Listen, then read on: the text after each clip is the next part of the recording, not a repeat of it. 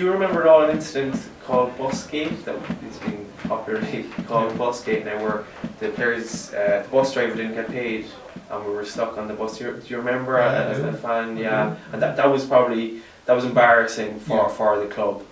Yeah, well, I think it was. I remember because I was working that day and came on the radio and were appealing for. I think it was Dan Murray was on the radio appealing to try and get someone to pay the bus to go and play the match. And I'll be honest with you, I think at that time in my own head I was just so frustrated, so disappointed, and I suppose there was no good answers.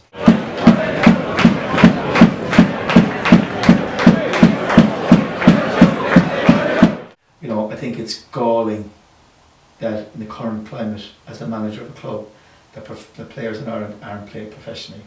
It's a disgrace. There's no industry where you tell players you're paid for 35 weeks or 40 weeks, go away for 12 weeks and do what you want, and it's totally wrong. And I'm an advocate that players should be paid for the full year. At the same time, I do understand where the problems have come from in terms of cash flow and how to do it. I think going back to your era, there's no way I would ever look back. I think that anyone should ever blame that era. That had nothing to do with guys being on full-time wages. That went to a situation where poor business decisions, in some cases very poor business people or non-business people.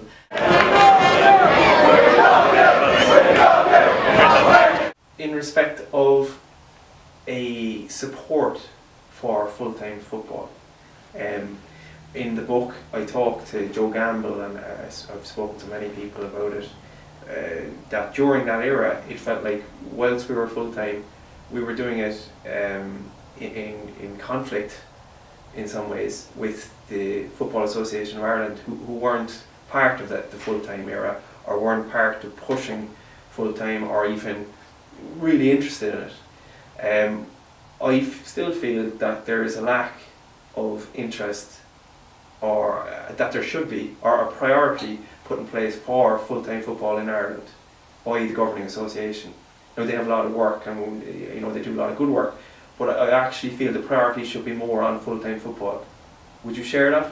Absolutely. The crux of the problem, unfortunately, in Ireland, on Hoggy, is that everyone that follows soccer follows English football, and they have no problem with following English teams, and our own association have all our players playing in England, and that's fantastic because the money there is phenomenal. But there's no drive or will, and they're not serious about having professional soccer in Ireland. Yeah. Okay, and that's the crux of the issue. That's the crux. And the bottom line is that for a small investment, proper structures, the reality is that we can have a very, very successful professional league here.